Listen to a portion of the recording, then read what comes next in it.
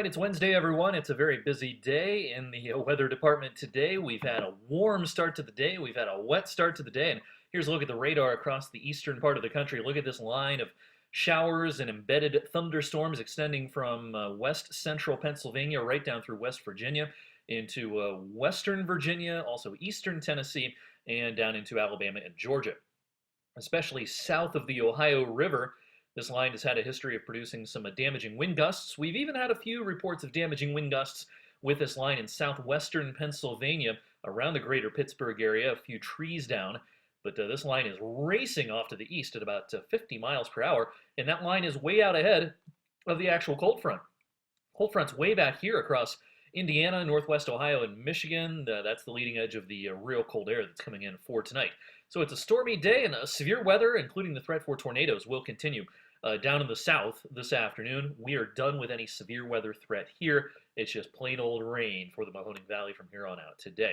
Here's a look at the storm reports, valid as of about 11:30 a.m.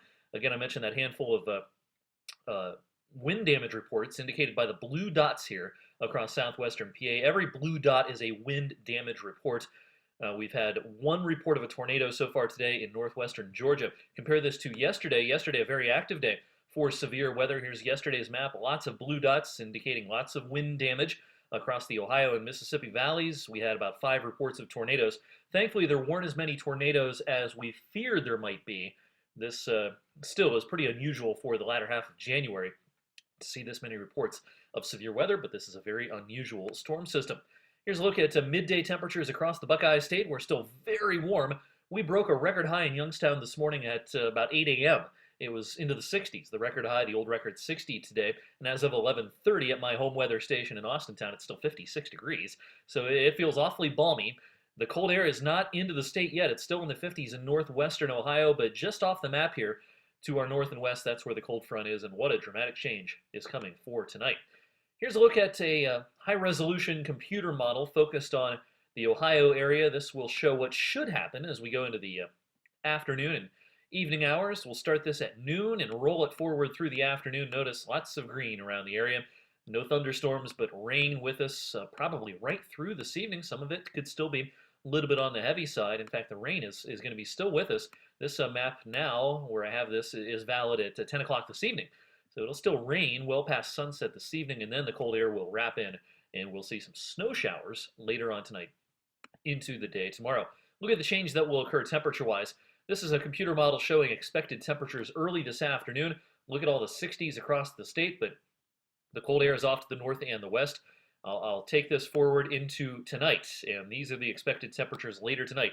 Again, back it up to this afternoon, go forward to tonight. You get the idea. It's going to be much, much colder across the area later on tonight and into the day tomorrow. Winter is coming back with a vengeance. Excuse me. I'm getting all choked up here. Taking a look at more computer models over the next few days showing the progression of events. The rain pushes away later this evening, and then tomorrow the green that's around Ohio and Pennsylvania is not rain, it is snow. We're not looking for much in the way of accumulation, maybe a dusting across most of the valley. Northern Trumbull County up into the snow belts. Sure, they could see a few inches worth of snow with some lake enhancement. Tomorrow into tomorrow night, even parts of Friday, we'll see some flurries around the valley with more lake effect up in Geauga, Lake counties, Ashtabula counties.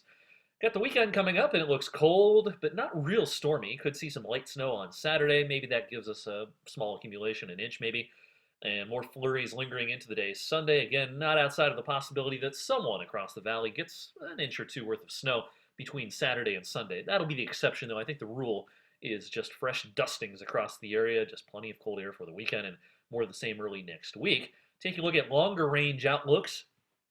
Here's the European computer model showing temperatures going all the way out through February the 8th. Pretty cold. This line is 32 degrees, so we plunge below that tonight. We don't get above 32 until possibly Monday of next week. So it looks like a cold weekend, and then beyond Monday, mostly pretty cold all the way through the 8th of the month. Real long-range outlooks suggest that the worst of winter's cold is probably over with by mid-February. Not to say it can't get cold again, but sustained cold, consistent cold, we should theoretically be done with that by the 10th to 15th of February. Beyond that, it doesn't look as consistently cold. So, of course, we'll be fine-tuning that forecast In the meantime, the rain's with us this afternoon. Join Jess here at noon and me at 6 and 11 on 21 News. Have a great Wednesday.